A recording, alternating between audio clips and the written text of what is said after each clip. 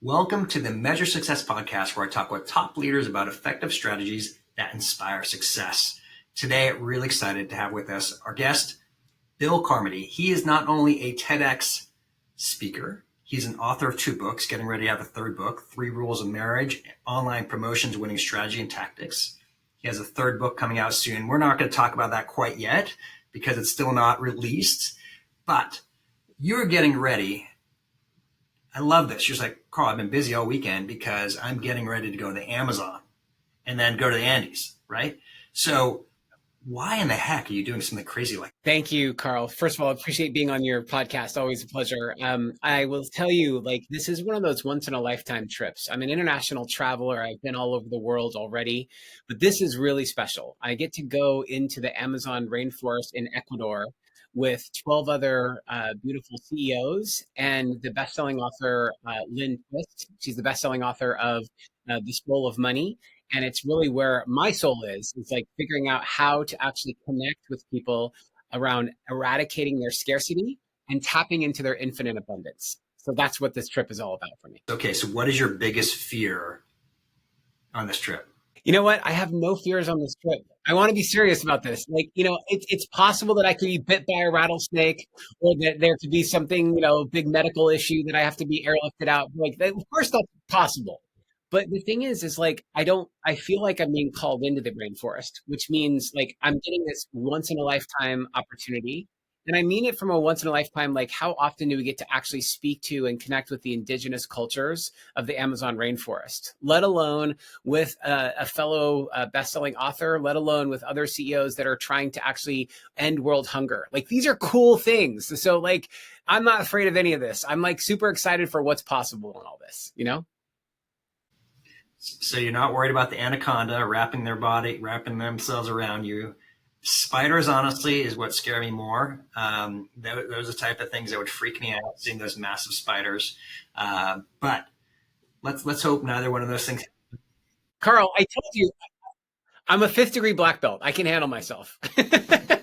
Fair enough, but I don't know how exactly. I mean, I guess you do a chokehold on an anaconda. I mean, how do that go back and forth? You don't get it around your neck. That's it. Just like any chokehold, you got to get there first. How long did it take you to become a 5th degree? 30 years. 30 years. I was actually, that's it's a little side note here. I was in when high school, I got bullied. In college, I thought I would be done with bullying because I thought, oh, we're adults now, right? No one's going to pick on anyone else. And I was threatened as a freshman in college that if I didn't fail a test, I was throwing off a curve, that a Division II hockey player was going to kick my ass. And so I enrolled in karate, as a freshman in college. I was 17 years old at the time. And I said, look, I'm happy to learn your philosophy and everything else, but I'm going to be in a fight tomorrow. Can we just practice the basics so I don't get too creamed?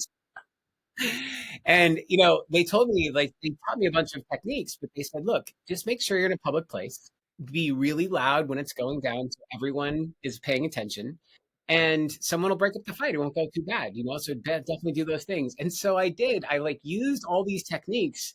And as soon as I called out this bully and said, we're going to do this right here and now, and it was like a record screech, everyone's looking, and he backed off. And I'm so hooked.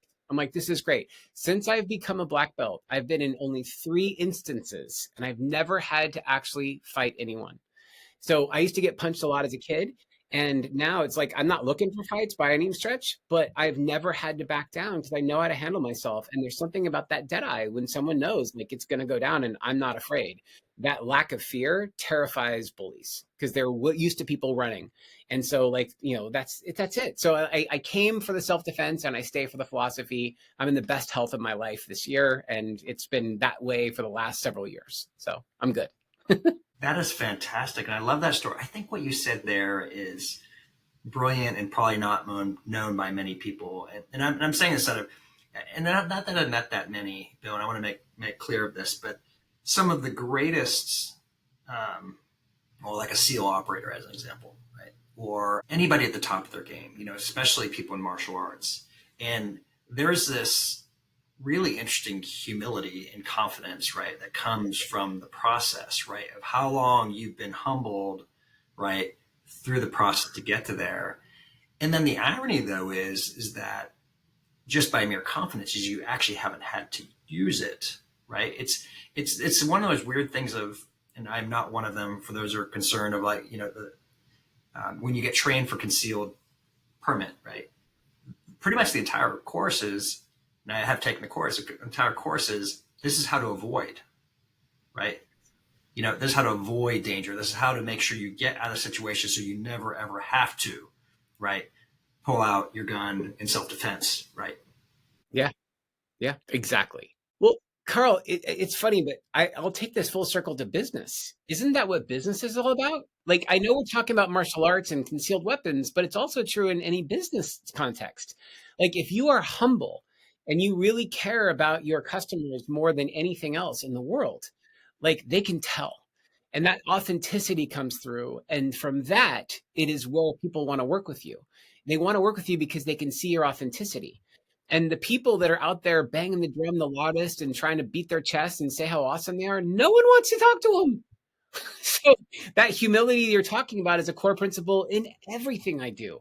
Love how you said that. And we are going to creep into business here, folks. If you're wondering, did we get on the right podcast? And you did. This is once again, but it's a Measure Success podcast in business and in personal life. And obviously we've touched on the personal parts here, but I will go back to the book that if anyone's watching online, which is Good to Great by Jim Collins. And what's the most, most people are familiar with that book, all, not one of them, not two of them, not five of them, all had humility.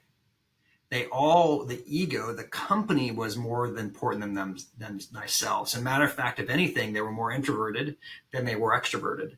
And they shunned the newspaper and the headlines, but they had this resolve for the success of their organization, right? They had a big ego when it came to their company, but not their own personal selves, right? And where you're talking about, that is often, it is not always, but it's often, right, the difference of that good to great concept behind it. And what I love in the next book, well, one of his books afterwards, is the Mighty Fall. Yes, thank you. Right? Is it all came down to is when people were no longer humble, right? And they get to that point of, and then they fall, right afterwards. And there right there is the key point. If you are not humble, you will be humbled. So that's it. Like I've had enough setbacks and enough failures and enough challenges in my life to trust life. To trust the fact that by being humble, I can really understand and empathize with what anyone's going through. Because ultimately, if you are so egomaniac, up there beating your chest, talking about things, you will eventually be humbled. And then it will come back to that place of like, okay, humility is the trait we all want to see in every business we do business with, because that humility keeps us focused on what matters most. And when we lose our humility, we lose what's important. We lose our love for our customers. We lose our respect for ourselves and our team members, like all of it. So I think it's such a core value that I hold very dear in everything that I do. All right. So the very front of your your website, how to build a 7-figure coaching business. And you have, of course, one of the most famous people that are known in this industry, Tony Robbins, you're right next to. So before we go into what you do, let's go into what you do. And then I'm curious what you learned from Tony Robbins, which has helped you to grow yourself and then help grow those around you. So I would label myself as a trainer coach, which means I work with, I have the privilege of working with thousands of coaches through a company called Positive Intelligence. This is not my company. This is Shirzad Shamin's company, but I'm the chief coaching officer there. And through that network and relationship, I've had the opportunity to train over 10,000 coaches over the last 5 years. And together, we've actually brought mental fitness to 75,000 coaches, which is more than half of all coaches in the world. So that is an amazing run starting in a company at COVID level, right? 2020, right? So it's like, that's a huge run. So I share that with you because I really see myself as a trainer and a coach. But so the idea for Tony Robbins was Tony Robbins helped me love life. Like there's no other way to share it. When I came to Tony Robbins, my first event with him, I had already seriously considered suicide. So I was at that low point in my life. I was ready to be done with life. And why? Because I had been running as an entrepreneur since I was 12 years old. I had 5 businesses as a 12-year-old. It's ridiculous. Like I had lawn care businesses, paper out and door-to-door selling, like all this kind of stuff because I needed to generate income. But that was really coming from my place of scarcity. And I spent from 12 to in my 40s feeling the pain of scarcity in my life. Fear, scarcity, and indifference. That's what ruled me. And when it gets to a pain point where it's like, I can never, ever satisfy this deep hole of scarcity, I can never feel more of the indifference that I'm experiencing from other people in the world. And that fear is so rampant in my life that on the outside, I'm putting up a good front. I've been named Inc.'s one fastest growing companies 2 years in a row, like all that kind of stuff. But I felt hollow. And so that was like when I was ready to take my own life, I decided, well, if I'm going to do that, I might as well join Tony Robbins. You know what I mean? Because it's like, if I'm ready to start over, well, then I'm at a good place to do some transformation in my life. Right. And so I think talking about humility, it was like humbling myself to that place of saying, I don't have all the answers. I don't know what's best for me in my life right now. And I'm going to go listen to someone who has a lot of respect in the industry for really helping people turn it around. And that's exactly what happened. And so as I was realizing, my own scarcity and how to go from scarcity to abundance, as I learned how to move indifference to love, and how I learned how to go from fear to courage. In all of these places, I was so on fire that I wanted to bring that to the rest of the world. And so for me, that was the transformation, was like, I had to heal myself so that I could help others. And now helping coaches, I heal the healers, right? I help other coaches who help their clients. And in doing that, I feel like I make the biggest impact in the world. That's a great story and great journey. And it's amazing. I love it how you have figured that out, right? Is coaching, training the trainers, right? It's such a high calling, right? Because you can literally reach so many more people, through that process, because it's the connection of the connection, right? And the multiplier effect that goes through that, which is super rewarding. We're going to get to the next question of, what habits have you generated? Kind of really curious too of that, but I don't want to like small point on that. I mean, you're at this point, you said, hey, I'm ready to give this all up. And that's a big deal. A lot of people struggle with those, type of thoughts of where it's not meaningful. Carl, let me put a finer point on this as giving it all up with a happy marriage at the time was, 15 years happily married. I'm 24 years happily married now. I had, $2-3 million in the bank account. I had a highly successful company. I got 2 kids that I was super proud of. Like, I had all these things from the outside. Like, look, this guy's so successful. And I was miserable. So I share that because it's not like I was homeless on the street. I was very successful by entrepreneurial standards. And yet I was miserable. And I know I'm not alone. No, you've nailed it for so many people. This is there's a fallacy. It's one of the reasons I love the podcast is this discussion we're having right now, Bill. Is just to clarify, I want every person who's listening to this show to believe and to achieve whatever God's gift to them has enabled them to do. Right? Yes. I mean, I am 100% all about that. Happiness, joy, peace is not necessarily found in quote unquote success, as you just described. Right? And what's really fascinating. You know what? And you know where it is found? Hang on, before you go to your next point, it's found in love and service. That's it. And if we are giving love into the world and we're giving service into the world, we will find all the joy, happiness, peace, and serenity we've ever dreamed of. There you go. Boom. Wrap it in, tie it a knot. I mean, it's just mic drop. I mean, it is so true, right? It's so true of just like the to have that, once again, that part of understanding that does come down to love and peace and giving.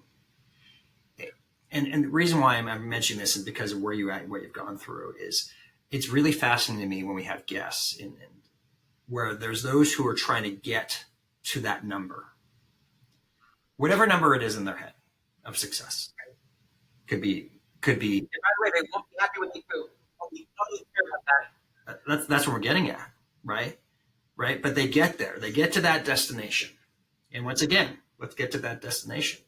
But then so when they're asking how they measure success in their personal life, in the business, it's almost always to the outcome of things or accomplishments that we can get to.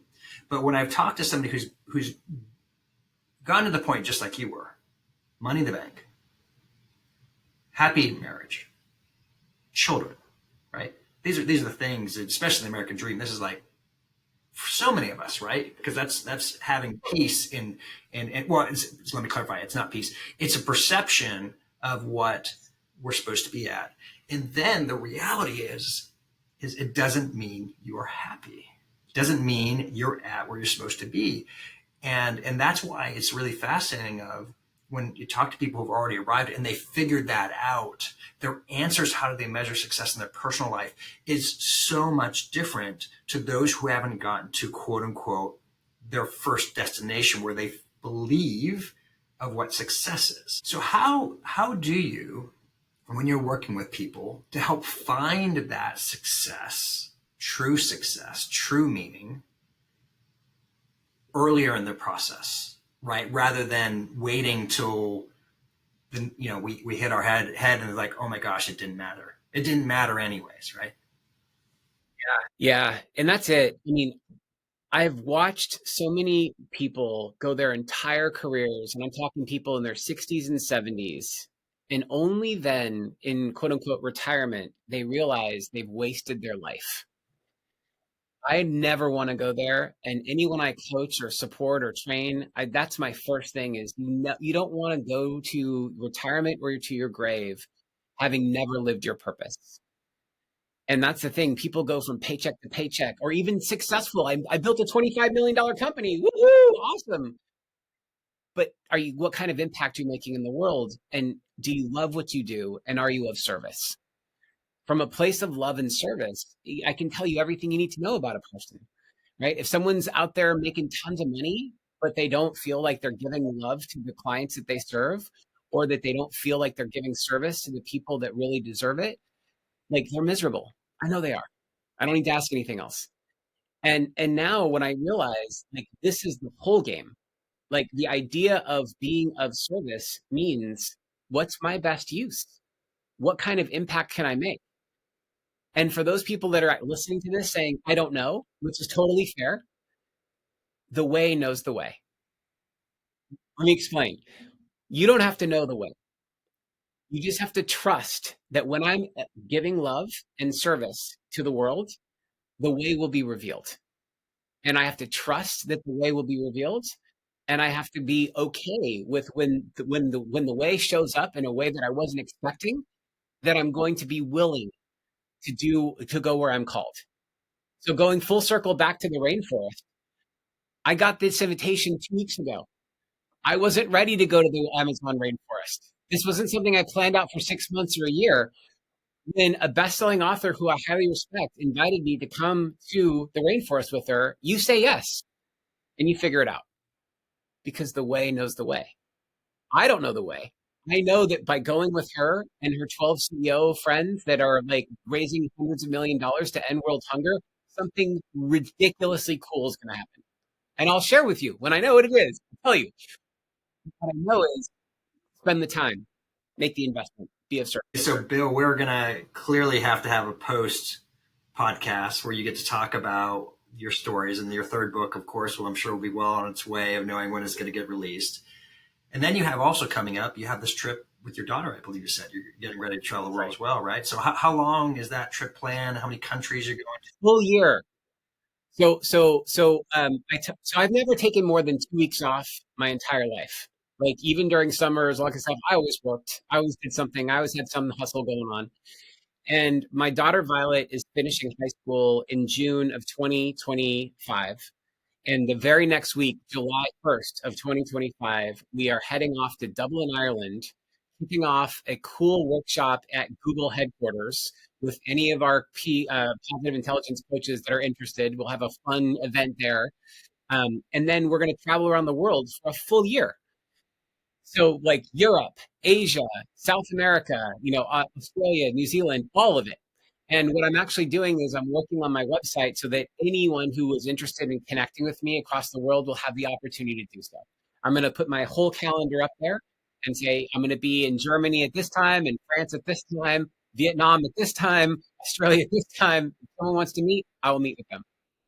Because again, I wish to be in service. I wish to give love into the world. And this is a global tour for me while also teaching my daughter all how so many different cultures are living in this time so that she can be of service to the world and know what she wants to do with her life at a very young age. Wow, that's awesome. That sounds like an incredible trip, and I can appreciate the never done something more for 2 weeks. And that you're doing it for a full year is kind of bananas, right? Compared to what you've done. But it sounds like you are incorporating some level of connection business along the way. It didn't sound like you're stopping and selling your business and not staying engaged, but you are still traveling. You're not going to be comfortable in your own home for that entire period of time. So that will have a lot of change. That's amazing. And I love it how you have your calendar be open, right? So you have to be, and from the amount of travel you've done is that never things don't work according to plan. I mean, there's going to be changes. Flexibility. Yes. Yeah. Yeah. And that's honestly not one of my greatest strengths. As a matter of fact, adaptability is my number 34 on StrengthsFinder here. And so, yeah, I like change when I control it, right? But when it comes to me, how well do I do with that? Not always so good. But that's, learning how to overcome that. That's fantastic. Okay. So other business side thing, we're gonna actually, we talked about so much of the personal side behind it. What is the one thing when you're working with your clients outside of what we already talked about that helps them convert over from that abundance? What's stopping them from the scarcity to abundance mindset? Beautiful question. And one of the things that you and I mentioned briefly is Lynn Twist, who wrote The Soul of Money. She talks about the three myths.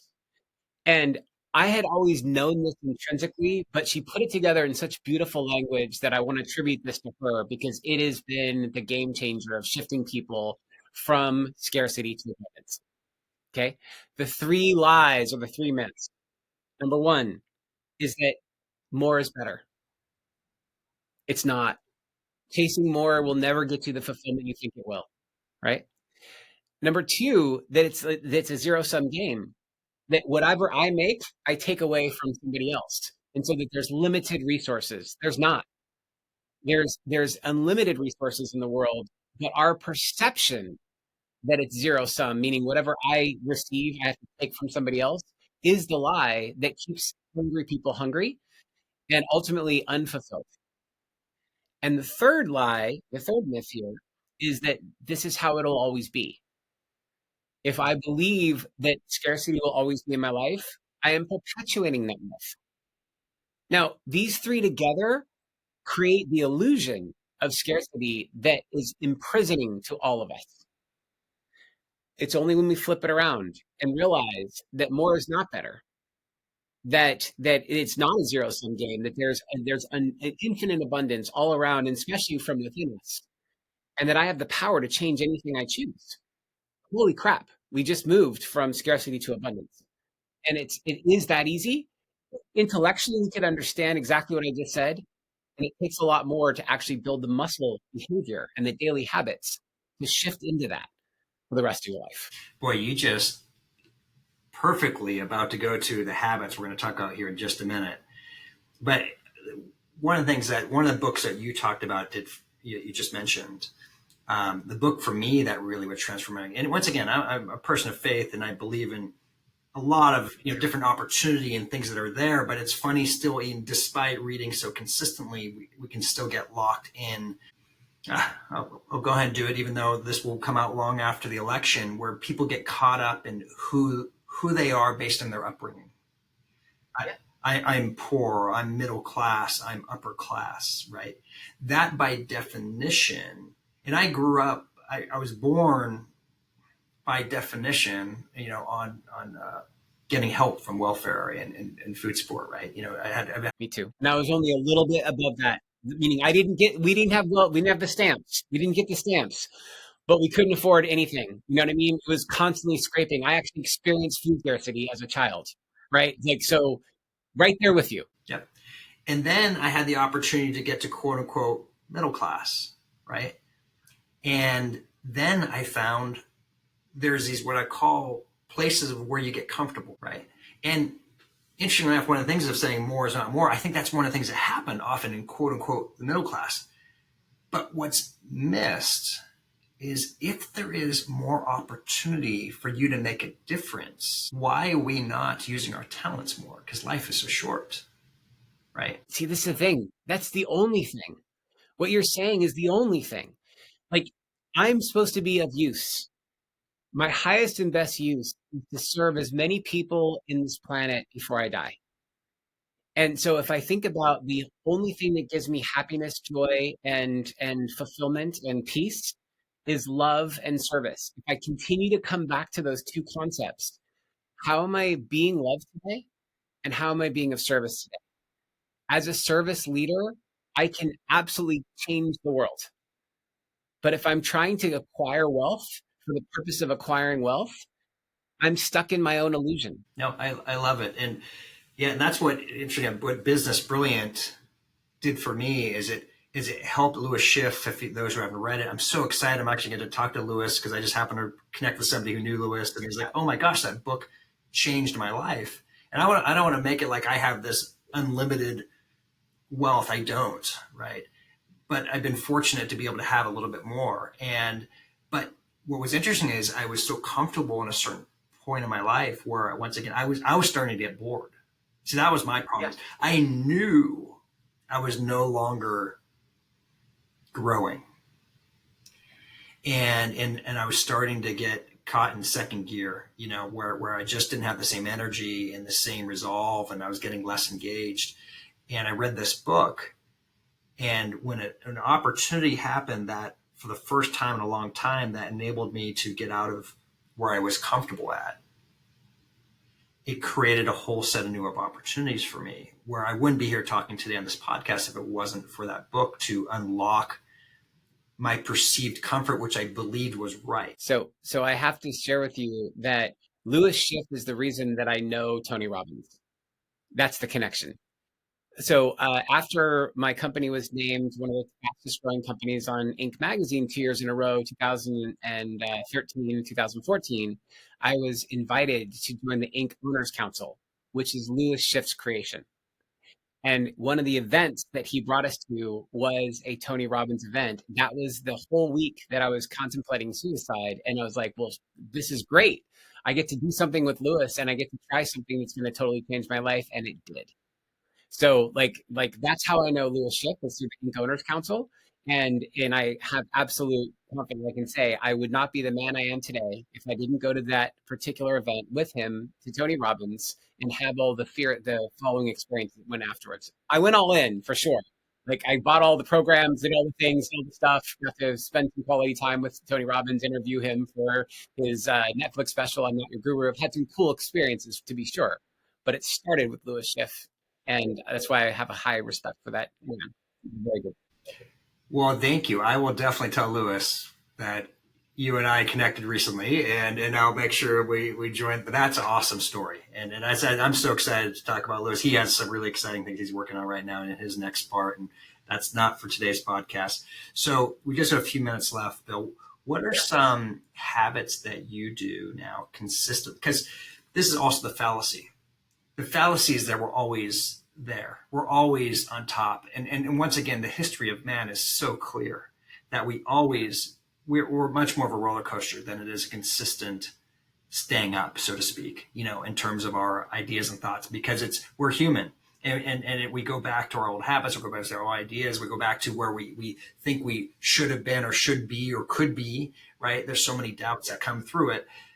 So what type of habits do you consistently do to help make sure you are keeping your mindset in the right place? I've spent about 2 years really digging into this. So I'll summarize it. I will say the one who simplifies it the most and makes it most accessible is Brendan Burchard.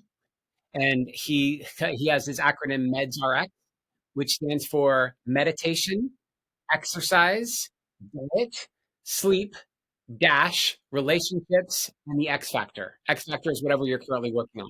But what doesn't change is meditation every morning, exercise every morning, the right food and your energy for your diet, at least 7 to 8 hours of sleep every night, and continuously working on your relationships. That's constant. Now, if you were to say, why does that work? You go to Tiny Habits, DJ Fogg, right? Or Atomic Habits with your dealer's choice. And all of this is captured in the book Miracle Mornings. So like there's so many, but all of this is the same. Like it's, you can have a different acronym. I just happen to like Brendan Burchard's, and I've used it for the last 5 years. And so my 1% improvement every day has completely held true. The more I meditate, the more I exercise, the more I have put the right fuel in my tank, the more I get great sleep, and the more I continue to work on my relationships, I live my epic life. Bill, this has been fantastic. Such great insights. Good for you for your story of overcoming a lot.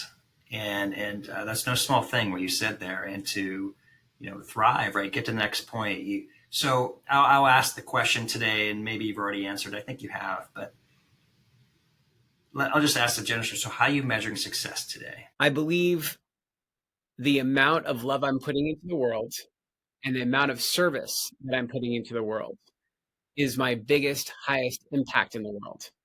So when I measure my impact, I'm thinking about my relationships. I'm thinking about, my being of service and how can I actually help as many people as I can. So in the context of positive intelligence, it's working with 10,000 coaches or serving 75,000 coaches to understand mental fitness. In my direct coaching relationships, it's really understanding the outcomes that my clients want the most and being of service to make sure that they achieve those outcomes. If it's training, it's really having the highest level of impact with the most amount of people in the training programs. But all of that can be boiled down to love and service. Bill, this has been absolutely fantastic. You've given recommendations of books along the way, so we don't have to continue going down that path. How can people connect and learn more about what you're doing? Yeah. So my favorite thing that I've just launched is VIPday.me, which is helping coaches to create their own VIP days and consultants too.